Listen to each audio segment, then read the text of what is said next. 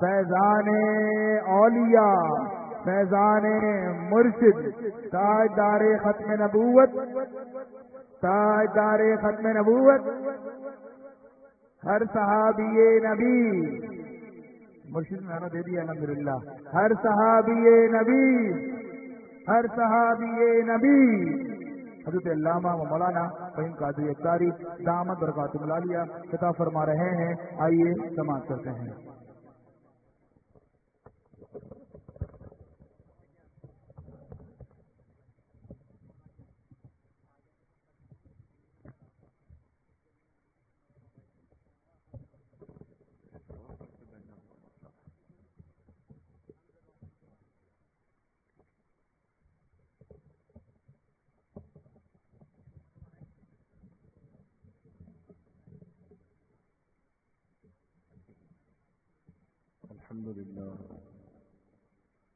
الحمد لله الذي أرسل رسوله بالهدى ودين الحق. الحمد لله الذي من على المؤمنين وبعث فيهم رسولا. والصلاة والسلام على أشرف الأنبياء والمرسلين الذي من كان نبيا وآدم بين الماء والطين وعلى آله وأصحابه الطيبين والطاهرين. أما بعد فأعوذ بالله من الشيطان الرجيم. بسم الله الرحمن الرحيم. إن الله وملائكته يصلون على النبي يا أيها الذين آمنوا صلوا عليه وسلموا تسليما. اللهم صل على سيدنا ومولانا محمد معدن الجود والكرم وعلى آله وأصحابه وبارك وسلم. صلاة وسلام عليك يا سيدي يا رسول الله.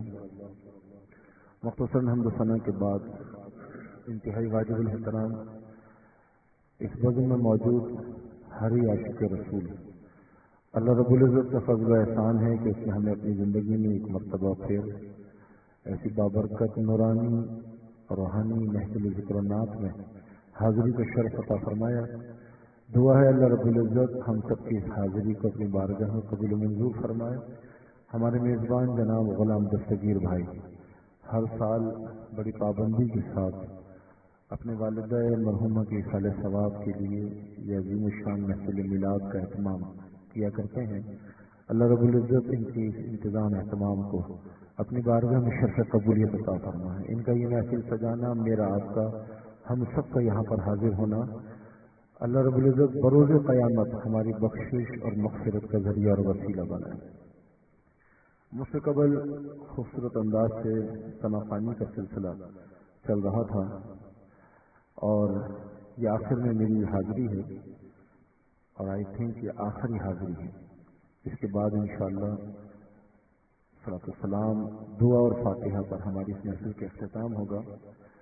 میں نے چند کلمات آپ کی خدمات میں عرض کرنے ہیں اور کچھ گزارشات پیش کرنی ہیں، لیکن اس سے پہلے ہمارے محترم آرگنائزر صاحب انہوں نے حکم ارشاد فرمایا کہ جی آپ پہلے درود سلام اور کچھ اشعار پیش کریں اور پھر اس کے بعد گفتگو کریں. تو میں نے اپنے مختصر وقت میں اپنی بات کو پورا کرنا ہے. محبت کے ساتھ بآواز بلند درود و سلام کو نظر میں پیش کیجیے. پڑھیے صلی اللہ علیہ یا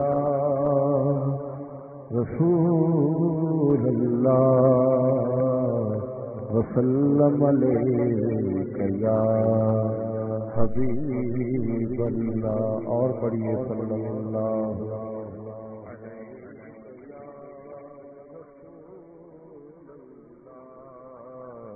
وسلم علیک یا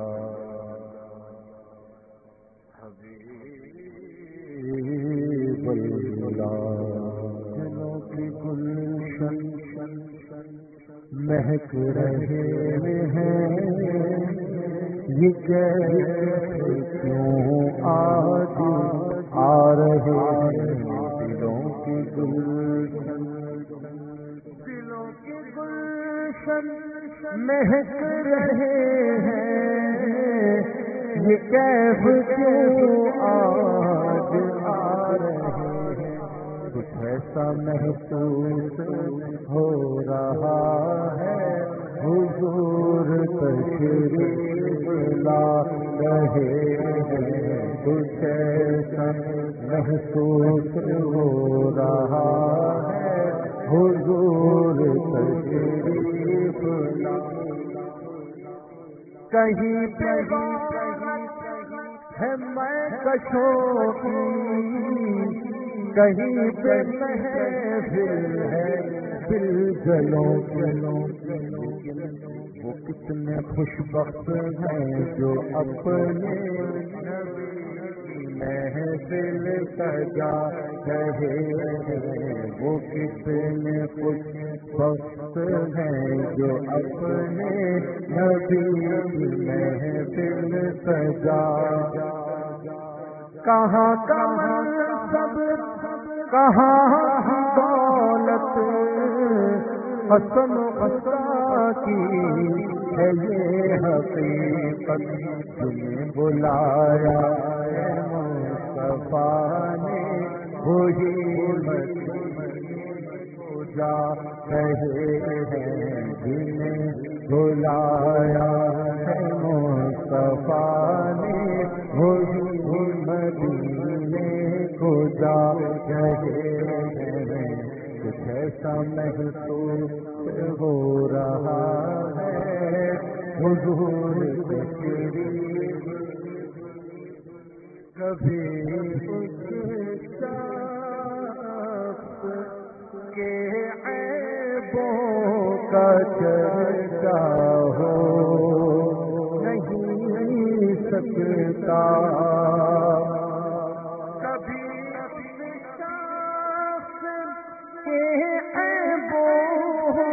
چرچا ہو نہیں سکتا،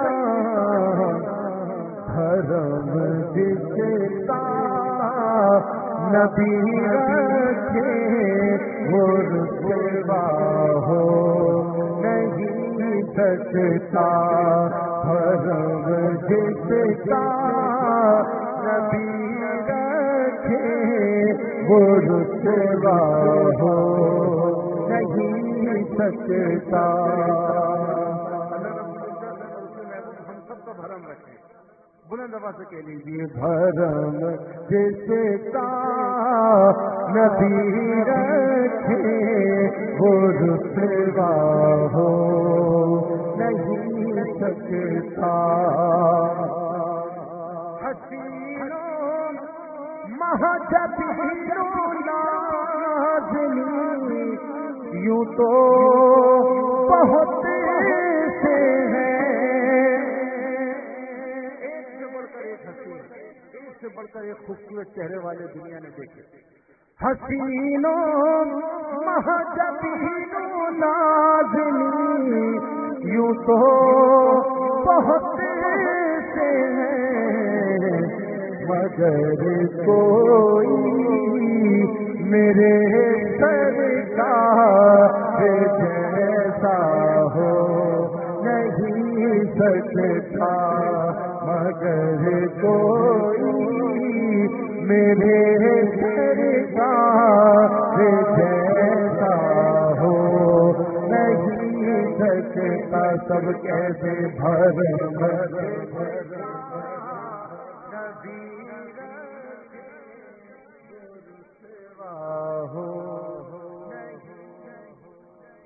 شب معراج یہ رب نے کہا محبوب سے اپنے، شب معراج یہ رب نے کہا محبوب سے اپنے،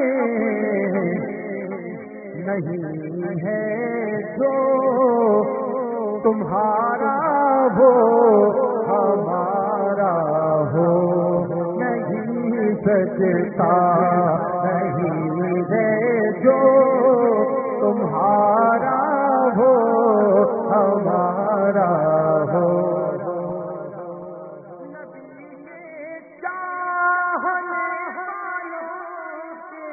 دامن سے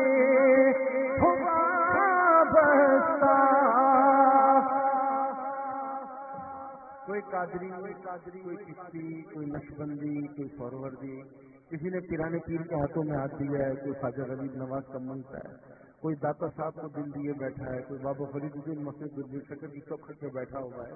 شاعر کہتے ہیں نبی کے چاہنے والوں کے دامن سے ہوا بسا، قسم ہے قبر میں میری اندھیرا ہو نہیں سکتا، قسم ہے قبر میں میری اندھیرا ہو نہیں سکتا، حرم جس کا حسنین کے نام رکھے، حرم جس کا میرے پیارے آقا رکھے، حرم جس کا نبی رکھے، وہ رسوا ہو نہیں سکتا.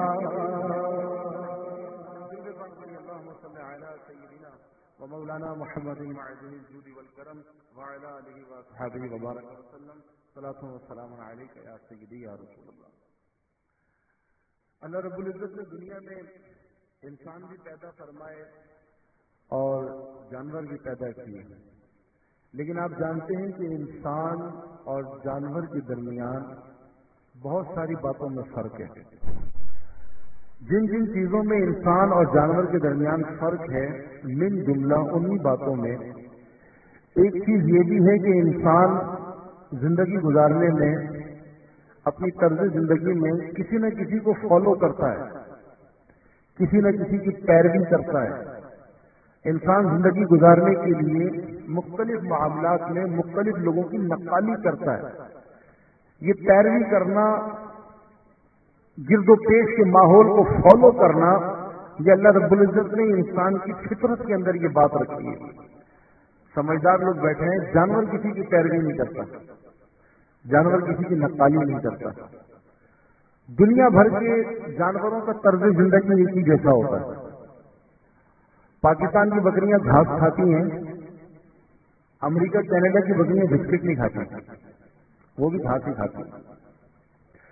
پاکستان کا کوا کائیں کائیں بولتا ہے، عرب کا کوا عربی اور یورپ کی طرف کوا انگلش نہیں بولتا، وہ بھی کائیں کائیں بولتا ہے. یہ مختصر سی مثال اگر آپ کی سمجھ میں آ گئی تو اس کا مطلب یہ ہوا کہ میری تمہید آپ کو سمجھ میں آ گئی. انسان زندگی گزارنے کے لیے گرد و پیش کے ماحول کو فالو کرتا ہے. یہی وجہ ہے کہ دنیا بھر کے انسانوں کی غذائیں دیکھیں مختلف، رہن سہن کا انداز دیکھیں مختلف، الگ الگ علاقوں میں الگ الگ انسانوں کی بولیاں مختلف ہوتی ہیں، غذائیں مختلف ہوتی ہیں. دکن حیدرآباد والے سنا کھٹے بننے بڑے شوق سے کھاتے ہیں، لکھنؤ والوں کی غذا وہ نہیں. یورپ کا انسان اگر پینٹ شرٹ پہنتا ہے تو کابل کے انسان، افغانستان کے انسان، ان کا لباس مختلف ہوتا ہے. وہ بڑی بڑی قمیضیں، بڑی سی پگڑی، بڑی سی بڑی شلواریں. وہ اگر نارتھ آباد کی گلیوں میں نظر آئے تو کتے بھونک بھونک کے آسمان سر کو اٹھا لیں گے. مطلب یہ ہوا سمجھانے کا کہ دنیا بھر کے انسانوں کی غذائیں مختلف، لباس مختلف، بولیاں مختلف. جو جس علاقے میں ہے وہ اپنے علاقے کے لوگوں کو فالو کرتا ہے. یہاں کا انسان اگر یورپ چلا جائے نا، تھوڑے دنوں کے بعد آپ دیکھو کہ اس کو بھی فاسٹ فوڈ کی بیماری لگ جائے گی. وہ بھی زنگر برگر یہ ساری چیزیں، وہ بھی یورپ کے لوگوں کی بولی بولنے لگے گا. وہاں کی انگلش زبان کو وہ، یہ بیماری تو خیر ہمارے یہاں بھی ہے، اچھی خاصی اردو میں بھی وہ انگلش کے پنچر لگاتے رہتے ہیں. سیدھی سیدھی بات اردو میں پوری ہو سکتی تھی، نہیں اس میں انگلش کا پنچر لگے گا. لیکن اگر یورپ ہی چلا گیا تو پھر تو لینگویج بھی مختلف ہو گئی، پھر تو لباس بھی مختلف ہو گیا، طرز زندگی مختلف ہو گئی. لیکن دنیا بھر کے جانوروں کی بولی ایک جیسی، دنیا بھر کے جانوروں کی غذا ایک جیسی، دنیا بھر کے جانوروں کا طرز زندگی ایک جیسا. اس کا مطلب یہ ہوا کہ جانور کسی کو فالو نہیں کرتا، اس کا لائف اسٹائل ساری دنیا میں ایک جیسا ہے. انسان کی زندگی اور اس کا طرز حیات جو اس قسم کا ہے کہ وہ جہاں جاتا ہے اپنے علاقے کی گرد و پیش کے لوگوں کو فالو کرتا ہے۔ اس کی فطرت میں اللہ نے رکھا ہے کہ یہ کسی نہ کسی کی پیروی کرے، یہ کسی کی نقالی کرے۔ تو بس دوستو، جب یہ بات آپ کو سمجھ میں آ گئی کہ انسان کے لیے ضروری ہے کہ وہ کسی نہ کسی کی نقالی کرے، کسی نہ کسی کی پیروی کرے، کسی نہ کسی کو فالو کرے، تو اب امپورٹنٹ کوشچن، امپورٹنٹ سوال یہ ہے کہ وہ کس کی نقالی کرے، وہ کس کو فالو کرے، کسی ایسے کی اطاعت، کسی ایسے کی اتباع، کسی ایسے کی پیروی جو اس کو انسانیت کی معراج پر پہنچا سکے۔ عام دانش مند، عام عقل مند شخص، معمولی عقل و فہم کا مالک بھی اس بات کو سمجھتا ہے کہ میں ایسے شخص کو فالو کروں جس کے طرز عمل کے اندر خطا کا پہلو نہ ہو۔ میں کسی ایسے شخص کی نقالی کروں جس کی اپنی زندگیوں میں خطاؤں کا احتمال تک نہ ہو، جس کی اپنی بات میں، جس کے اپنے اقوال میں خطا کا عنصر نہ ہو۔ کوئی شخص خود ہی اپنے قول و فعل میں خطاؤں کا شکار ہے، غلطیوں کا ارتکاب کرنے والا ہے، تو میں ایسے کو تو فالو نہیں کروں گا نا۔ میں یہ دیکھوں گا کہ جب اس کا اپنا طرز عمل خود خطاؤں پر مبنی ہے تو پھر میں ایسے شخص کو فالو نہیں کروں گا۔ عام عقل رکھنے والا شخص بھی یہ بات جانتا ہے کہ ہم نے کسی ایسے کو فالو کرنا ہے، کسی ایسے کی پیروی کرنی ہے جس کی بات میں اور جس کے عمل کے اندر خطا کا احتمال نہیں ہونا چاہیے۔ دوستو، اس مقام پر آ کر ایک نبی اور غیر نبی کے درمیان فرق ہو جاتا ہے۔ غیر نبی وہ جتنا بڑا دانشور ہے، غیر نبی جتنا بڑا مفکر ہے یا جتنا بڑا مدبر ہے، وہ جتنا بڑا ڈاکٹر ہے، پروفیسر ہے، پڑھا لکھا ہے، کچھ بھی ہے، لیکن وہ نبی نہیں ہے۔ اس کی بات میں، اس کے عمل میں خطا کا احتمال باقی ہے۔ اس کے برعکس کسی بھی نبی علیہ الصلوۃ والسلام کی زندگی، کسی بھی رسول، کسی پیغمبر کی زندگی یا ان کی کوئی بات، ان کا قول، ان کا طرز عمل وہ خطاؤں سے پاک ہوتا ہے۔ کیوں خطاؤں سے پاک ہوتا ہے؟ کیونکہ نبی کی جو بات ہوتی ہے وہ وحی الہی ہوتی ہے۔ نبی وہ کہتا ہے جو اللہ رب العزت چاہتا ہے، جو اللہ کی وحی ہوتی ہے۔ قرآن ارشاد فرماتا ہے وَمَا يَنطِقُ عَنِ الْهَوَىٰ، یہ نبی اپنی مرضی سے، اپنی خواہش سے کچھ نہیں کہتے، یہ تو وہ کہتے ہیں جو اللہ وحی نازل فرماتا ہے۔ تو نبی کا عمل، نبی کی بات، نبی کا قول، نبی کا طرز حیات یہ وحی الہی پر مبنی ہوتا ہے۔ اور آپ جانتے ہیں کہ وحی وہ ہوتی ہے جو خطاؤں سے پاک ہوتی ہے۔ وحی کیا ہوتی ہے؟ خطاؤں سے پاک۔ تو جب وحی خطا سے پاک ہے تو اس وحی کو فالو کرنے والے جو نبی علیہ الصلوۃ والسلام ہیں، ان کی ہر بات اور ہر عمل یہ خطاؤں سے پاک و صاف، مبرہ اور منزہ ہوتا ہے۔ تو عام انسانی عقل جب یہ بات چاہتی ہے کہ میں کسی ایسے کو فالو کروں جس کی بات، جس کا عمل خطاؤں سے پاک ہونا چاہیے، تو میرے بھائیوں اسی لیے اللہ رب العزت قرآن مجید فرقان حمید میں ارشاد فرماتا ہے، جب انسانیت نے فطرت کے بلک کر اللہ رب العزت کی بارگاہ میں سوال کیا، اے مالک المولا، فطرت انسانی کے اندر یہ بات شامل ہے کہ ہم نے کسی نہ کسی کو فالو کرنا ہے، ہم نے کسی نہ کسی کی پیروی کرنی ہے، ہم نے کسی نہ کسی کو دیکھ کر زندگی گزارنی ہے، اس کو سمجھ کے زندگی گزارنی ہے، ہم نے اس کو فالو کرنا ہے، اس کی پیروی کرنی ہے۔ اے خالق کائنات، تو ہمارا پیدا کرنے والا ہے، تو ہمیں بتا کہ کس کی پیروی ہمارے حق میں بہتر ہے، کس کی نقالی ہمارے حق میں بہتر ہے، کس کی اطاعت اور کس کی اتباع ہمارے حق میں بہتر ہے۔ تو ہمیں پیدا کرنے والا خالق کائنات ارشاد فرماتا ہے لقد کان لکم فی رسول اللہ اسوۃ حسنہ، ہمارے محبوب کی زندگی تمہارے لیے بہترین نمونہ ہے۔ نبی پاک علیہ الصلوۃ والسلام کی مبارک زندگی کے بارے میں اللہ رب العزت ارشاد فرماتے ہیں کہ ہمارے محبوب کی زندگی ہے نا، جو ان کا اسوہ حسنہ ہے، جو ان کا طرز زندگی ہے، جو ان کا انداز زندگی ہے، ارشاد فرمایا لوگوں لقد کان لکم فی رسول اللہ اسوۃ حسنہ، یہ تمہارے لیے ایک بہترین نمونہ ہے زندگی کے ہر شعبے میں۔ اے انسان، زندگی کے ہر شعبے میں جب تو ترقی کرنا چاہتا ہے، آگے بڑھنا چاہتا ہے، اپنی حقیقی منزل مقصود کو پانا چاہتا ہے، تو تجھے کسی اور کی نقالی کی ضرورت نہیں، کسی اور کی پیروی کی ضرورت نہیں۔ ہمارے محبوب کی زندگی تمہارے لیے بہترین نمونہ ہے، اسے فالو کرو، اس کی اطاعت کرو، ان کی اتباع کرو، ان کی اطاعت، ان کی اتباع تمہیں انسانیت کی معراج کروا دے گی۔ اور اس منزل پر پہنچائے گی جو ہماری زندگی کا اصل مقصود ہے. اسی لیے فرمایا لقد کان لکم فی رسول اللہ اسوۃ حسنہ، ہمارے محبوب کی زندگی تمہارے لیے بہترین نمونہ ہے. بلند آواز سے کہیے بہترین، اونچی آواز سے بہترین. اے اللہ، ہم چاہتے ہیں کہ ہمارا سماج اور جو ہماری سوسائٹی ہے وہاں پر امن کی فاختائیں چہچہائیں. اے اللہ، ہم چاہتے ہیں کہ ہمارا گھر امن کا گہوارہ بنے، ہماری سوسائٹی کے اندر محبتوں کے پھول کھلیں، ہماری سوسائٹی کے چمن کے اندر محبتوں کے پھولوں کی مہک ہو، نفرتیں ختم ہو جائیں، قدورتیں ختم ہو جائیں، رنجشیں، ناچاکیاں، نا اتفاقیاں ختم ہو جائیں. اے مالک المولا، ہم چاہتے ہیں کہ ہمارے سماج اور سوسائٹی کے اندر ہر سو امن کی فاختائیں چہچہائیں، جہاں پر محبتوں کے پھولوں کی بو ہو، محبتوں کے پھولوں کی خوشبو سے سارا چمن مہکے. اے اللہ، ہم کس کو فالو کریں؟ اللہ ارشاد فرماتا ہے لقد کان لکم فی رسول اللہ اسوۃ حسنہ. اگر تم یہ چاہتے ہو تمہاری سوسائٹی میں امن ہو، تمہاری سوسائٹی میں محبت ہو، اخوت ہو، بھائی چارگی ہو، تم نفرتوں کا خاتمہ چاہتے ہو، تم محبتوں کا پرچار چاہتے ہو، تو اس کے لیے بھی تمہیں ہمارے محبوب کی زندگی کو فالو کرنا پڑے گا. اس کے لیے بھی ہمارے محبوب کی زندگی تمہارے لیے بہترین نمونہ ہے. کیوں؟ اس لیے کہ ہمارے محبوب کی شان یہ ہے فبما رحمت من اللہ لنت لهم ولو كنت فظا غلیظ القلب لانفضوا من حولك. اللہ ارشاد فرماتا ہے کہ ہم نے اپنے محبوب کو جو تخلیق فرمایا ہے، جو پیدا فرمایا ہے، ہم نے اپنے محبوب کو انتہائی نرم دل پیدا کیا، نرم خو بنایا ہے. محبوب کی حسن اخلاق کی تعریف دیکھو. ایک تعریف وہ ہے جو میں آپ کی کرتا ہوں، ایک تعریف وہ جو آپ میری کرتے ہو، انسان ایک دوسرے کی تعریف کرتا ہے. لیکن دیکھیے اپنے محبوب کی تعریف خالق کائنات خود ارشاد فرما رہا ہے. ان کے حسن اخلاق کی تعریف، ان کے کردار کی تعریف، ان کی سیرت طیبہ کی تعریف. اور نبی کریم علیہ السلام کے بارے میں اللہ ارشاد فرماتا ہے فبما رحمت من اللہ لنت لهم. اللہ کی رحمت سے آپ نرم دل ہیں، نرم خو ہیں، نرم طبیعت کے مالک ہیں. اللہ فرماتا ہے وَلَوْ كُنْتَ فَظًّا غَلِيظَ الْقَلْبِ لَانفَضُّوا مِنْ حَوْلِكَ.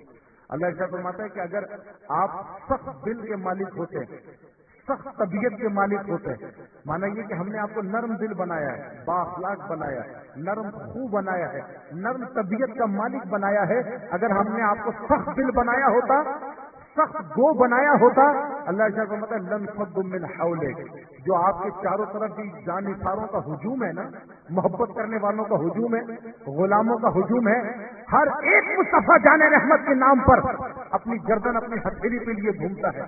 یا رسول اللہ، آپ کے نام پر ہماری جان قربان ہے، کروں تیرے نام پہ میں جا فدا، نہ بس ایک جا دو جہاں فدا، دو جہاں سے بنا جی بھرا، کروں کیا کروں جہاں نہیں.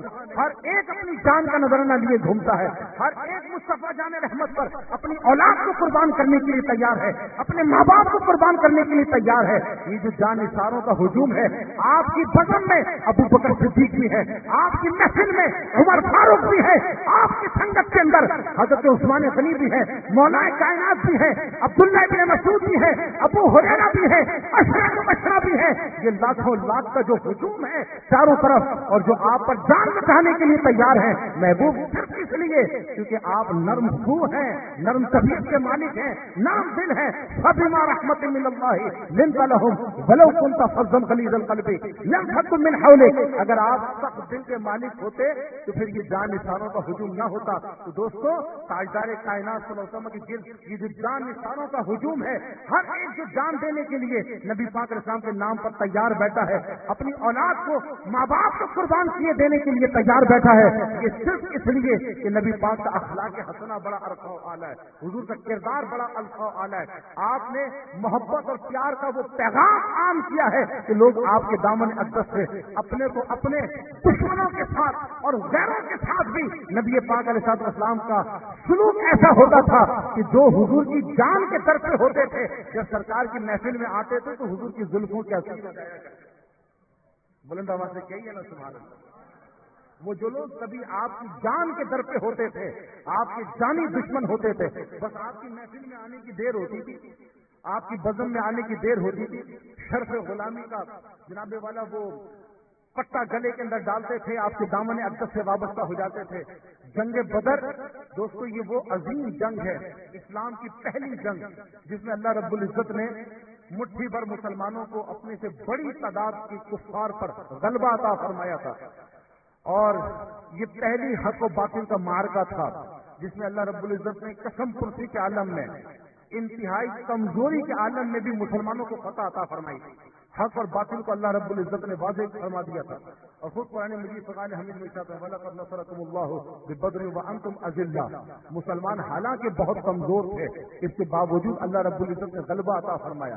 یہ وہ جنگ بدر تھی جس میں مسلمانوں نے کئی کفار کو واصل جہنم کیا تھا، اور کئی کفار کو مسلمانوں نے قیدی بنا لیا تھا۔ بڑی زبردست فتح اللہ رب العزت نے عطا فرمائی تھی۔ جب یہ جنگ فتح ہو گئی تو ایک دن مکے میں بیت اللہ شریف میں حتیم کعبہ میں مکے کے دو سردار عروہ بن زبیر بیان کرتے ہیں کہ ایک صفوان بن امیہ اور ایک عمیر بن وہب، یہ دو کفار، یہ دو کافر سردار حتیم کعبہ میں بیٹھے تھے اور آپس میں جنگ بدر کا ذکر کر رہے تھے، اور جنگ بدر میں جو ان کے سردار واصل جہنم ہوئے تھے، ایک کا نام لے کے ہائے وہ بھی مارا گیا، ہائے وہ بھی گیا، وہ سردار بھی مارا گیا، ہمارا فلاں عزیز مارا گیا، ہمارا فلاں عزیز مارا گیا۔ عمیر بن وہب وہ تھا جو مسلمانوں کا سخت دشمن تھا، نبی پاک علیہ السلام کو اس نے بڑی اذیتیں پہنچائی تھی اور مسلمانوں کو بڑی تکلیفوں سے دوچار کیا تھا، بہت ستاتا تھا مسلمانوں کو۔ جنگ بدر میں مسلمانوں نے اس کے اپنے بیٹے کو قیدی بنا لیا اور وہ مسلمانوں کی قید میں تھا۔ یہاں یہ دونوں سردار حتیم کعبہ میں بیٹھے تھے۔ صفوان بن امیہ کہنے لگا جی فلاں سردار بھی ہمارا مارا گیا، فلاں بھی مارا گیا، فلاں بھی گیا، وہ عزیز بھی گیا۔ اب ان کے بغیر تو زندگی گزارنا بڑی عجیب سا محسوس ہوتا ہے، کیا فائدہ ایسی زندگی کا جب ہمارے فلاں فلاں سردار مارے گئے۔ صفوان بن امیہ جب یہ بات کہہ کے فارغ ہوا تو عمیر بن وہب، میں نے بتایا کہ جس کے بیٹے کو مسلمانوں نے قیدی بنا لیا تھا، عمیر بن وہب کہنے لگا کہ مجھ پر لوگوں کا بڑا قرضہ ہے اور میں عیال دار ہوں، میرے بچے ہیں، اگر مجھے قرضے کا خوف نہ ہوتا اور اپنے بچوں کی کفالت کا خوف نہ ہوتا تو میں محمد بن عبداللہ کا کام تمام کر دیتا۔ معاذ اللہ، میں مدینے جاتا اور میں اپنے قیدیوں کا اور اپنے فوت ہونے والوں کا بدلہ لیتا، اور معاذ اللہ نبی پاک علیہ السلام کے دربار میں گستاخی کرتے ہوئے کہنے لگا میں ان کا کام تمام کر دیتا۔ جب عمیر بن وہب نے یہ بات کہی تو صفوان بن امیہ کو موقع ملا، اور صفوان بن امیہ نے عمیر بن وہب کو مخاطب کر کے کہا کہ عمیر تم غم نہیں کرو، تمہارے سر پہ جتنا قرضہ ہے وہ میں ادا کروں گا، بچوں کی بھی فکر نہ کرو، اگر یہ نیک کام کرتے ہوئے تمہارا کام تمام ہو گیا تو تمہارے گھر والوں کی کفالت میں کروں گا، تمہارے بچوں کو میں، بس تم نے جو کام سوچا ہے وہ کر گزرو، وہ کام کر ڈالو۔ جب عمیر بن وہب کو تسلی ہو گئی تو جناب والا اس نے ساری رات اپنی تلوار زہر کے اندر بھگو کے رکھی اور اگلی صبح اپنے گلے میں تلوار ڈال کر وہ مدینہ طیبہ کی جانب روانہ ہو گیا ناپاک ارادے کو پائے تکمیل تک پہنچانے کے لیے۔ اور جب مسجد نبوی شریف کے دروازے پر پہنچا، مسجد کے دروازے پر پہنچا تو سیدنا عمر بن خطاب رضی اللہ تعالیٰ نے دیکھا نبی کریم علیہ السلام کی بارگاہ میں یا رسول اللہ عمیر بن وہب آیا ہے، گردن میں تلوار ہے، ارادے نیک محسوس نہیں ہوتے۔ آمنہ کے لال مسکرائے اور ارشاد فرمایا عمیر بن وہب کو میرے پاس آنے دو۔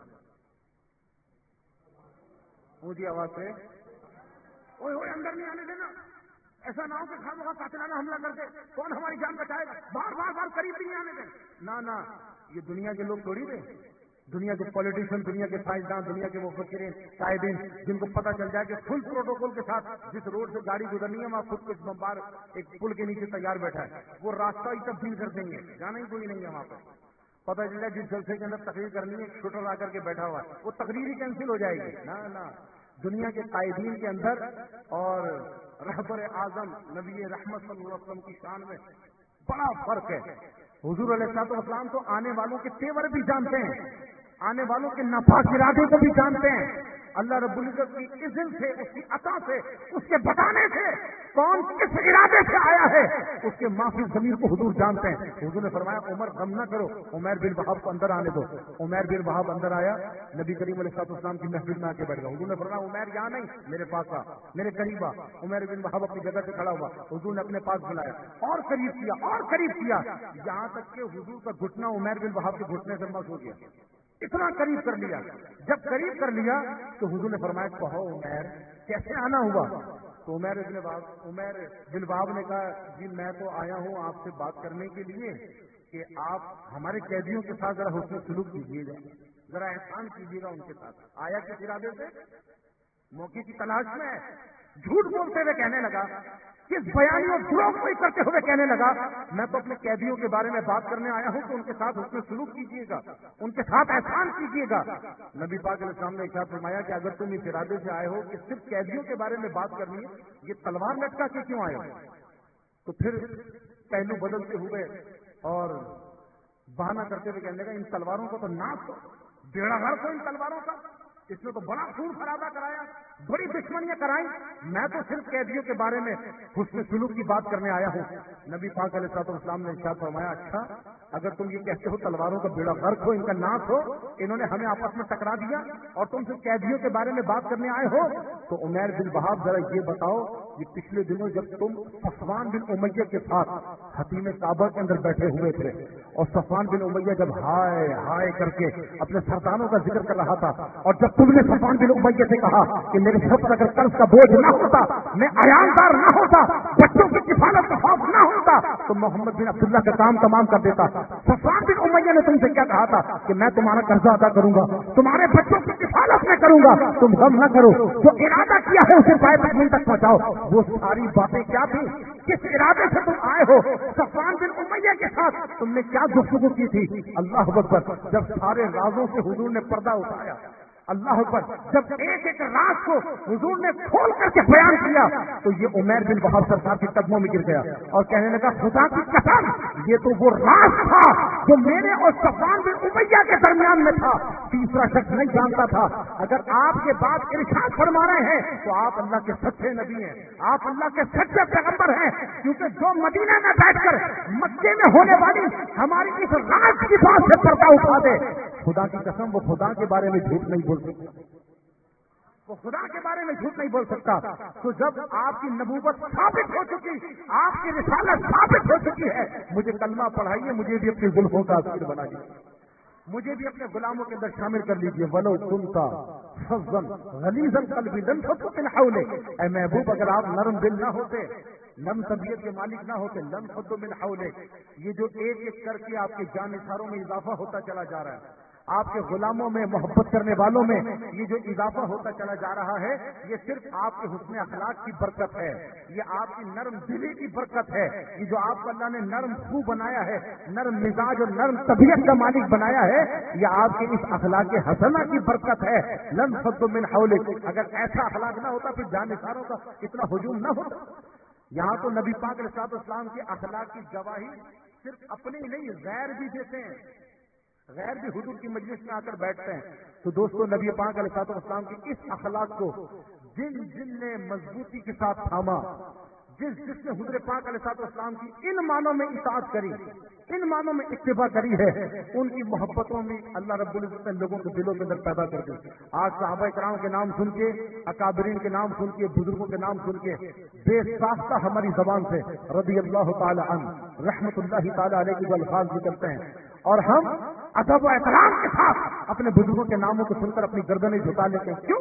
اس لیے کہ انہوں نے حضور کے اخلاق کو اپنایا تھا، اپنی زندگی کے لیے مشعل راہ بنایا تھا، اور حضور کے اخلاق حسنہ کے مطابق ہمارے بزرگوں کی زندگی میں، صوفیہ کی زندگی میں کوئی جھانک کے دیکھے نبی پاک کا جو تحمل تھا بزرگوں کی زندگی میں دکھائی دے گا. نبی پاک علیہ السلام کا جو عفو و درگزر تھا وہ ہمارے بزرگوں کی زندگی میں. حضرت شیخ ابراہیم بن ادھم رحمۃ اللہ تعالی علیہ بزرگوں کی فہرست میں، اولیاء کرام کی فہرست میں بہت بڑا نام ہے. سیدنا ابراہیم بن ادھم رحمۃ اللہ تعالی علیہ جنگل سے اکیلے تشریف لیے جا رہے تھے، ایک سپاہی نے دیکھا حضرت ابراہیم بن ادھم رحمۃ اللہ تعالی علیہ. یقیناً آپ کے نام سے تو ضرور آشنا ہوگا، ابراہیم بن ادھم نام تو بہت سن رکھا ہوگا، لیکن ابراہیم بن چہرے سے آشنا ہو ابراہیم بن ادھم کے، یہ ضروری نہیں تھا، کیونکہ وہ فیس بک کا دور ٹویٹر کا دور تو تھا نہیں جو نام دنیا میں آئے اور لوگ چہرے سے بھی آشنا ہو جائے، چہرے سے بھی آگاہ ہو جائے. اس سپاہی نے جو سواری پر سوار تھا، حضرت ابراہیم بن ادھم رحمۃ اللہ علیہ پیدل چل رہے تھے. سیدنا ابراہیم بن ادھم کو مخاطب کیا اور ارشاد فرمایا ٹھہرو. ابراہیم بن ادھم علیہ رحمت ٹھہر گئے. حضرت ابراہیم بن ادھم سے یہ سپاہی کہنے لگا، تم آزاد ہو یا غلام ہو؟ آزاد ہو یا اونچی آواز سے غلام ہو؟ یہ اس زمانے کی بات جب انسان بکا کرتے تھے، مارکیٹوں میں بازاروں میں انسانوں کی خرید و فروخت ہوا کرتی تھی، غلام بنائے جاتے تھے. اور آپ جانتے ہو کہ غلام کی جو زندگی ہوتی ہے اپنی زندگی نہیں ہوتی، وہ آقا کی خواہشات کے تابع ہوتا ہے، اس کی مرضی کے تابع ہوتا ہے. غلام کی اپنی زندگی اونچی آواز سے اپنی کوئی خواہش نہیں ہوتی. حضرت ابراہیم بن ادم غلام نہیں تھے کسی کے، لیکن عجیب بات، جب سپاہی نے سوال کیا تم آزاد ہو یا غلام ہو، حضرت ابراہیم بن ادم نے فرمایا کہ میں غلام ہوں. کیا فرمایا؟ اونچی آواز سے کہیے، میں غلام ہوں. اب جب اس نے سنا کہ یہ غلام ہے تو پھر اس کے ایٹیٹیوڈ کے اندر مزید وہ غرور، تکبر. اور یہ سپاہی لوگ تو آپ کو پتہ ہے نا، جب دیکھنے کسی کو کوئی کمزور سا ہے تو پھر اس کتابوں پر کیا ہوتا ہے، چوکوں پہ کیا ہوتا ہے، کمزور سا ہو. اسی لیے سیانے لوگ ہمیں کہتے ہیں کہ کبھی بھی یہ سپاہی اگر روک لینا بائک پہ، گاڑی پہ، تو کمزوری مت دکھانا. تو پھر وہ ہمارے کراچی کے نوجوان بھی سمجھدار ہے نا، وہ ذرا سا بھی کسی کو گاڑی پہ روکتا ہے تو پھر وہ ذرا ٹھہر ایک منٹ کال ملا رہا ہوں تاکہ پتہ نہ چلے کہ میں کمزور ہوں. کال ملا کے ہاں ہیلو ہیلو، بھلے وہ بیگم سے بات کر رہا ہوں، ہاں ہیلو، وہ سب کچھ کرتے ہوئے سپاہی کو بھرم دینے کے لیے اگر کسی صاحب سے بات کرنا ہے پھر وہ بھی قریب آ کر کے تو چھوڑ 500 ادا کر 50 روپئے چائے کے تو دیتے نہیں. سامنے والے کو کمزور دیکھ کے سپاہی تھوڑے بھرم میں آ جاتے. ابراہیم بن ادم علیہ الرحمن نے جب فرمایا کہ جی ہاں میں غلام ہوں، جب غلام ہوں تو یہ ایٹیٹیوڈ دکھانے لگا، کہنے لگا اچھا یہ بتاؤ آبادی کہاں ہے، آبادی کا پتہ بتاؤ. حضرت ابراہیم بن ادم رحمۃ اللہ تعالیٰ نے قبرستان کی طرف اشارہ کیا، دیکھو وہ رہی آبادی. اب جب ابراہیم بن ادم نے قبرستان کی طرف اشارہ کیا تو یہ سپاہی پیش میں آ گیا، غصے میں آ گیا، یہ آبادی ہے. ہاتھ میں جو ڈنڈی تھی، لکڑی تھی، حضرت ابراہیم بن ادم کے سر پر ماری. جب سر انور پر وہ ڈنڈی ماری تو آپ کے سر سے خون جاری ہو گیا، زخم ہو گیا، خون بہنے لگا. اور پھر ظالم نے اسی پر بس نہیں کری بلکہ ابراہیم بن ادم کو پکڑ کر شہر کی طرف لے کر آیا. اور شہر میں آ کر اب جب لوگوں نے یہ دیکھا کہ ابراہیم بن ادم کے ساتھ یہ ناروا سلوک کر رہا ہے، یہ ظلم کر رہا ہے، تو اس سپاہی کو مخاطب کر کے کہا تو ہوگا سپاہی اپنے گھر کا، شرم نہیں آتی اللہ کے ولیوں کے ساتھ، اللہ والوں کے ساتھ ایسی بے ادبی کر رہا ہے. تو سپاہی نے کہا کون سے اللہ کے ولی؟ کہا یہ ابراہیم بن ادم. تو میں نے عرض کیا نا کہ ابراہیم بن ادم کا نام تو اولیاء کرام کی فہرست. اب جب اس نے سنا کہ یہ ابراہیم بن ادم ہے، سواری سے نیچے اتر گیا، شرمندہ ہوا، ہاتھ جوڑ کر کھڑا ہو گیا، کہنے لگا حضور میری خطا کو معاف فرمائیے، مجھے معاف کیجیے، مجھے نہیں پتا تھا کہ آپ ابراہیم بن ادم رحمۃ اللہ تعالیٰ نے. لیکن ذرا مجھے یہ تو بتائیں کہ جب میں نے آپ سے یہ پوچھا کہ آپ آزاد ہیں یا غلام ہیں تو آپ نے کیوں کہا کہ آپ غلام ہیں حالانکہ آپ تو آزاد تھے؟ حضرت ابراہیم بن ادم، اللہ والوں کی تبلیغ کے انداز مختلف ہوتے ہیں. آپ نے ارشاد فرمایا کہ بھائی بات یہ ہے کہ غلام اسے کہتے ہیں نا کہ جس کی اپنی زندگی کوئی نہیں ہوتی، اپنے مالک کے تابع ہوتی ہے، اس کی اپنی کوئی خواہش نہیں ہوتی، ساری خواہشات مالک کے تابع ہوتی ہیں. تو میں نے اپنے آپ کو غلام اس لیے کہا کیونکہ میں اللہ کا بندہ ہوں، اور بندگی جو ہوتی ہے وہ غلاموں کی طرح ہوتی ہے، اس کی خواہش کوئی نہیں ہوتی، مالک کی خواہشات کے تابع ہوتا ہے. ہماری زندگی اللہ اس کے رسول کے حکم کے تابع ہے. تو ان معنوں میں میں نے تمہیں جواب دیا کہ جی میں آزاد نہیں ہوں، میں غلام ہوں. کہنے لگا اچھا یہ بتائیے کہ جب میں نے آپ سے آبادی کا پتہ پوچھا تو آپ نے قبرستان کی طرف کیوں اشارہ کر دیا، جس سے مجھے غصہ آ گیا. حضرت ابراہیم بن ادم نے فرمایا اس لیے میں نے اشارہ کیا کیونکہ یہ جو شہروں کی آبادی ہے نا، یہ تو ایک نہ ایک دن ختم ہو جائے گی. اصل آبادی یہ ہے، ہر ایک یہاں پر رخت سفر باندھا ہوا ہے، ایک ایک کر کے سب کسی کو آباد کرنے میں لگے. اصل آبادی تو یہ ہے. تو میں نے تمہیں اس آبادی کا پتہ بتایا. کہنے لگا اچھا آخر میں ایک بات اور بتائیے، جب میں نے انجانے میں آپ پر ظلم کیا اور آپ کے سر انور سے خون جاری ہو گیا، اس وقت بھی دعا کی کلمات آپ کی زبان پر تھے، اس وقت بھی محبتوں کے کلمات آپ کی زبان پر تھے، آپ اس وقت بھی دعائیہ جملے ارشاد فرما رہے تھے، آپ کو غصہ نہیں آیا؟ آپ نے بددعا کیوں نہیں کی؟ دعا کے کلمات کیوں آپ کی زبان پر جاری تھے؟ حضرت ابراہیم بن ادم علیہ الرحمن نے فرمایا اس لیے دعا کے کلمات جاری تھے کیونکہ جب تم نے مجھ پر ظلم کیا اور مجھے تکلیف پہنچی، اذیت پہنچی، تو مجھے تمہاری پہنچائی گئی تکلیف اور اذیت پر صبر کرنے کا موقع ملا، اور صبر کرنے پر تو اللہ کی طرف سے اجر کا وعدہ ہے. مسلمان جب مصیبتوں پہ صبر کرتا ہے تو اسے اجر، اونچی آواز سے اسے اجر. صدیق اکبر ارشاد فرماتے ہیں کہ مسلمان کے جوتے کا فتا بھی اگر ٹوٹ جاتا ہے، چشمہ بھی ٹوٹ جاتا ہے، اور اگر وہ صبر کرتا ہے تو اللہ اس پر بھی اس کو ایک نیکی عطا فرماتا ہے. حدیث پاک میں ارشاد فرمایا گیا کہ کوئی ایک رات بخار میں رہا لیکن اس نے واویلا نہیں کیا، اپنے بخار پہ صبر کیا، ساری رات بخار میں رہا اور اس نے اپنے بخار پہ صبر کیا. حدیث پاک میں ارشاد فرمایا گیا کہ اگلی صبح وہ اپنے گناہوں سے ایسا پاک و صاف ہوتا ہے جیسے آج ہی ماں کے پیٹ سے باہر آیا. ایسے اس کے گناہ مٹا دیے جاتے ہیں اگر اس نے اپنے بخار پہ صبر. تو یہ تو بخار پہ صبر کرنے پہ بھی اجر ہے, چشمہ ٹوٹنے پہ بھی اجر ہے. تو نے تو میرے سر پر ضرب لگائی, سر پھٹ گیا, خون بہنے لگا, مجھے صبر کرنے کا موقع ملا, صبر کرا تو اجر بھی امید ہے مجھے, اللہ مجھے اجر بھی عطا فرمائے گا. تو اگر تو مارتا نہیں تو میں صبر کیسے کرتا؟ پتا چلا کہ صبر اور پھر اجر کا ذریعہ تو بنا ہے, تو میرا محسن ہوا. محسن کو دعا دی جاتی ہے, بدعا نہیں دی جاتی. محسن کو دعا دی جاتی ہے, بدعا نہیں دی جاتی. آپ کے وصال کے بعد کسی بزرگ نے خواب میں دیکھا کہ جناب والا جنت کا منظر ہے اور غلمان بھائی جھولیاں پھیلائے کھڑے ہیں اور ساری جھولی جو ہے وہ ہیرے جواہرات سے بھری ہوئی ہے. ان بزرگ نے جو ہے وہ غلمان بھائی سے سوال کیا کہ بھائی تم یہ جھولی میں ہیرے جواہرات لے کے کیوں کھڑے ہوئے ہو؟ کہنے لگا کہ ایک نادان نے ابراہیم بن ادم کے سر پہ ضرب لگائی ہے, انہوں نے صبر کیا, اللہ نے ان کو اجر تو عطا فرمایا, لیکن ہمیں پابند کر دیا کہ جب ابراہیم بن ادم جنت میں آئے تو ان کے تحمل اور صبر کے بدلے یہ موتی ان پر نچھاور کیے جائیں, یہ موتی ان پر برسائے جائیں. تو میرے دوستو, تحمل, برداشت, صبر, عفو, درگزر, یہ وہ نعمتیں ہیں.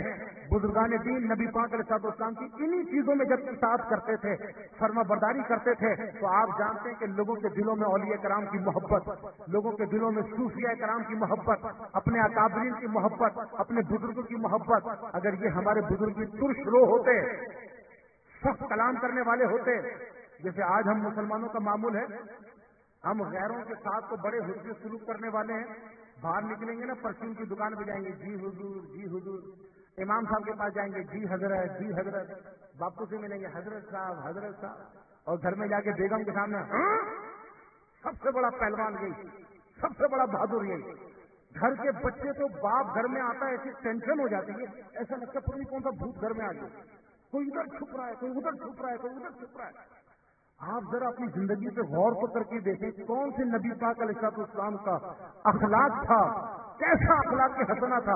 اپنے تو اپنے پرائے بھی حضور کی زلفوں کے اسیر بن جاتے تھے, حضور کی غلامی کے اندر آ جایا کرتے تھے. حضور کا اخلاق دیکھ کے لوگ جب اولیاء کرام اور صوفیاء کی صحبتوں میں جاتے تھے, خواجہ صاحب کی بارگاہ میں جاتے تھے, بابا فرید کی بارگاہ میں جاتے تھے, داتا صاحب کی سنگت و صحبت اختیار کرتے تھے, پیرانے پیر کی صحبت میں آ کر کے بیٹھا کرتے تھے, تو وہ کون سی تلوار تھی جنہوں نے گردنوں کو جھکنے پہ مجبور کیا؟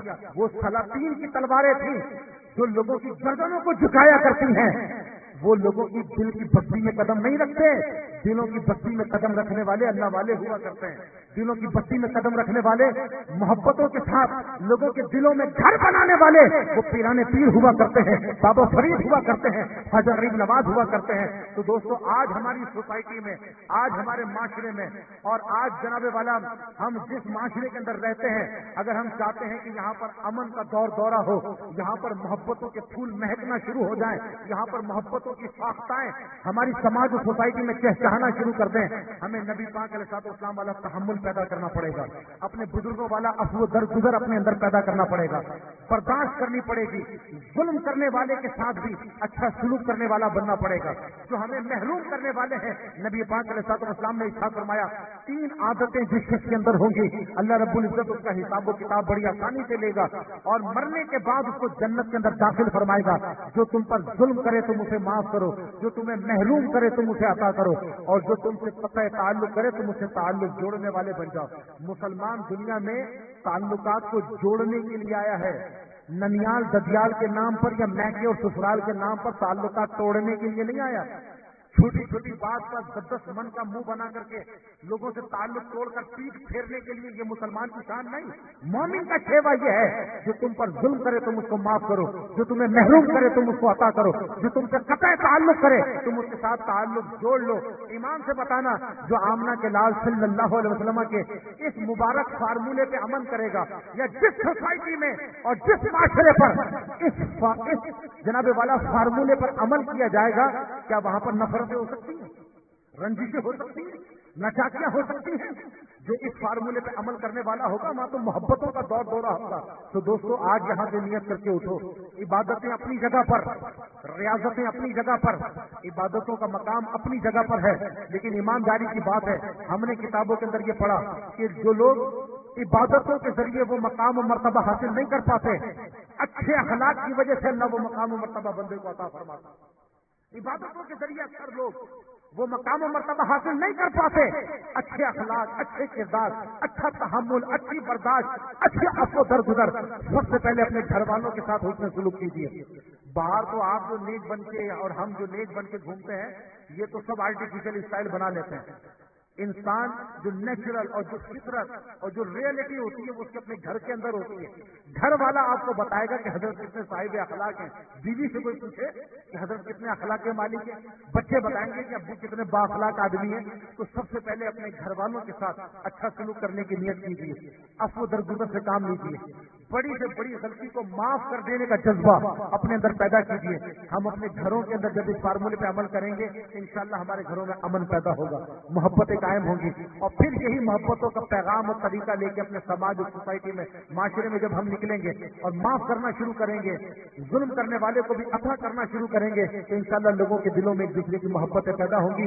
بس یہ محبتوں کا پیغام لے کر میں غلام دستگیر بھائی کی محفل میں حاضر ہوا تھا اور میں نے سوچا تھا کہ آج مائک پر جتنا موقع ملے گا میں نے اپنے لوگوں کو یہی بات سکھانی ہے اور یہی بات بتانی ہے اور اپنے سماج اور سوسائٹی سے نفرتوں کو ختم کرنے کی کوشش کرنی ہے اور محبتوں کا دورہ ہو جائے اور محبتیں عام ہو جائیں.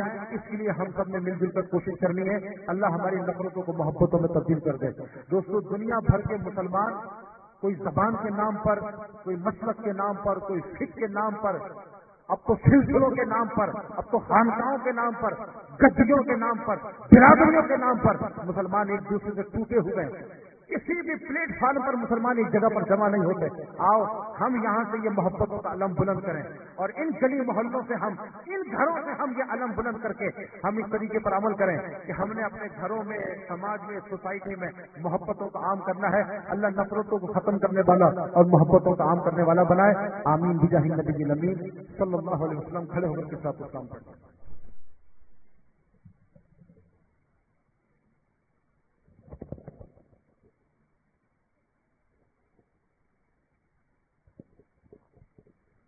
یا حبیبی یا رسول اللہ یا نبی سلام علیکہ یا رسول سلام علیکہ یا حبیب سلام علیکہ صلوات اللہ علیکہ. پوری آنکھ جب یہ دعا کر اندر مولا پہ جا کر پہلے آنکھوں کچھ بہا کر پھر پرے سر کو جھکا کر یا حبیبی یا رسول اللہ یا نبی سلام علیکہ یا رسول سلام علیکہ یا حبیب سلام علیکہ صلوات اللہ علیکہ. مجھے گھر سے پھر بلانا مدنی مدینے والے مائے ایک دن دلانا مدنی مدینے والے. یا حبیبی یا رسول اللہ یا نبی سلام علیکہ یا رسول سلام علیکہ یا حبیب سلام علیکہ صلوات اللہ علیکہ. رحمتوں کے تاج والے، عرش کی معراج والے، عاصیوں کی ناج والے، عاصیوں کی ناج والے. یا حبیبی یا رسول اللہ یا نبی سلام علیکہ یا رسول سلام علیکہ یا حبیب سلام علیکہ صلوات اللہ علیکہ. مصطفیٰ جان رحمت لاکھوں سلام شمس بز میں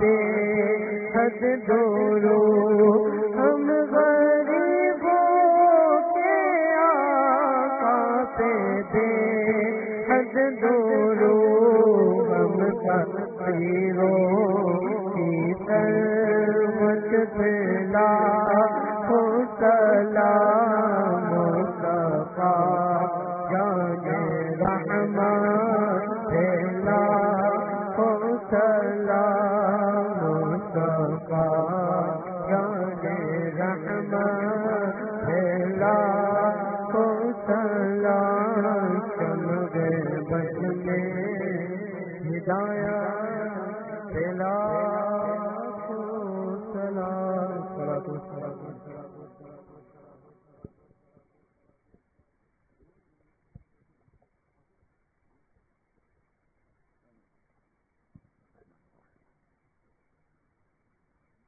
بسم الله الرحمن الرحيم اللهم صل على سيدنا ومولانا محمد وعلى آل سيدنا ومولانا محمد وبارك وسلم وصل عليه اللهم ربنا آتنا في الدنيا حسنة وفي الآخرة حسنة وقنا عذاب النار وقنا عذاب القبر وقنا عذاب الحشر وقنا حساب الميزان وقنا عذاب الدنيا وقنا عذاب الآخرة یا الہ العالمین یا ارحم الراحمین، ہماری اس محفل کو اور اس میں ہماری حاضری کو اپنی بارگاہ میں قبول و منظور فرما۔ اول تاخیر جو ذکر و اذکار ہوئے، تلاوت قرآن مجید، حمد باری تعالی، ثنا خوانی، بیان، صلاۃ السلام، اور جو کچھ پڑھا گیا باادب سنا گیا، جو کچھ انتظام و اہتمام میزبان کی جانب سے کیا گیا، یا اللہ ان تمام پر اپنے شایان شان اجر و ثواب عطا فرما۔ محفل کے ثواب اپنے آقا و مولا تاجدار کائنات صلی اللہ علیہ وآلہ وسلم کی بارگاہ میں ہدیۃً تحفۃً پیش کرتے ہیں، قبول و منظور فرما۔ آقا علیہ الصلوۃ والسلام کے وسیلہ جلیلہ سے یہ تمام ثواب تمام انبیاء کرام، صحابہ کرام، تابعین، تبع تابعین، اہل و ازواج المطہرین، ائمہ مجتہدین، امہات المومنین، شہیدان عظام، شہیدان بدر، شہیدان احد، شہیدان کربلا، امام حسین رضی اللہ تعالی عنہ اور آپ کے جملہ رفقا رضوان اللہ تعالی علیہم اجمعین کی ارواح طیبات کو ایصال ثواب کرتے ہیں، قبول و منظور فرما۔ جمی سلاسل کے بزرگان دین سلسلہ عالیہ قادریہ چشتیہ نقشبندیہ سہروردیہ کے بزرگوں کو ایصال ثواب کرتے ہیں، قبول و منظور فرما۔ بالخصوص پیران پیر غوث العظم دستگیر کی بارگاہ میں یہ ثواب نظر کرتے ہیں، قبول و منظور فرما۔ خواجہ خواجیاں خواجہ غریب نواز رحمۃ اللہ تعالی علیہ، داتا گنج بخش علی حجویری علیہ الرحمہ، جملہ مشائخ، صوفیہ، اکابرین، اسلاف، علماء، فقہا، مفسرین، محدثین، جمیع مسلمین، مسلمات، مؤمنین، مؤمنات کی ارواح طیبات کو ایصال ثواب کرتے ہیں، قبول و منظور فرما۔ بالخصوص الہ العالمین آج کی محفل کا یہ ثواب غلام دستگیر بھائی کی والدہ محترمہ کی روح کو ایصال ثواب کرتے ہیں، قبول و منظور فرما۔ ان کے اہل خانہ سے، خاندان بھر سے جو ایمان کی حالت میں دنیا سے رخصت ہوا، یا اللہ سب کو اس محفل کا ثواب نظر کرتے ہیں، قبول و منظور فرما۔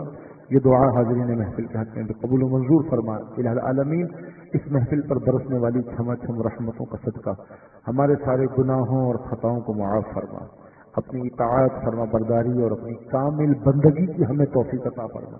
یا اللہ ہم سے وہ کام لے جن کاموں سے تو راضی ہوتا ہے۔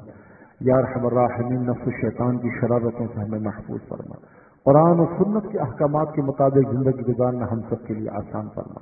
مولا پرہیزگاروں کا صدقہ ہمیں پرہیزگار بنا دے، عبادت گزاروں کا صدقہ ہمیں بھی پنج وقتہ باجماعت نمازوں کی توفیق عطا فرما، تلاوت قرآن کا شوق اور ذوق عطا فرما۔ الہ العالمین اکابرین، اسلاف اور بزرگوں کے اخلاق حسنہ کا صدقہ ہمیں بھی سیرت و کردار کے اعتبار سے اپنے بزرگوں کی پیروی کرنے کی توفیق عطا فرما، ہمیں با اخلاق بنا دے، با کردار بنا دے، صاحب عفو درگزر بنا دے۔ یا اللہ اپنے مسلمان بھائیوں کا خیر خواہ بنا دے، نفرتوں کا خاتمہ فرما، قدورتوں کا خاتمہ فرما، رنجشوں، ناچاکیوں، نا اتفاقیوں کو دور فرما۔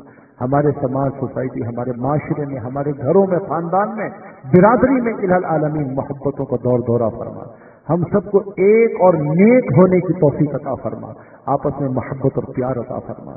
یا ارحم الراحمین شریر انسان اور شریر جناتوں کے فتنے سے ہماری حفاظت فرما، دنیا میں بھی امن و سکون ہمارا مقدر فرما، مرنے کے بعد آخرت، قبر و آخرت میں بھی امن، سکون، کامیابی، کامرانی، عافیت، آسانی ہمارا مقدر فرما۔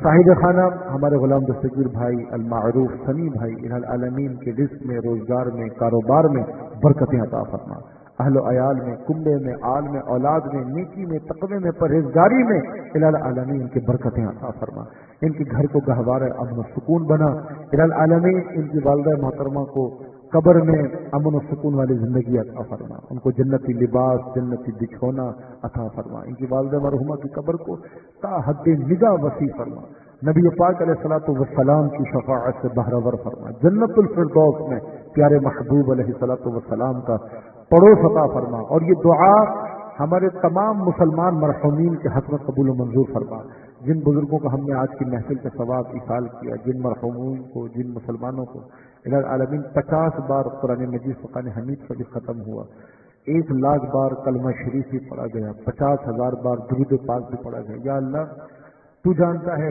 جو ذکر و اذکار ہوئے، اس کے علاوہ اور جو کچھ پڑھا گیا، جو ذکر کیا گیا، جو نیک اعمال ہوئے، سب کو اپنی بارگاہ میں قبول و منظور فرماتے ہوئے ان کا ثواب تمام مسلمان مرحومین کو اور بالخصوص ہمارے میزبان کے اہل خانہ تو جو ایمان کی حالت میں رخصت ہو، یا اللہ ان کے حق میں قبول و منظور فرما۔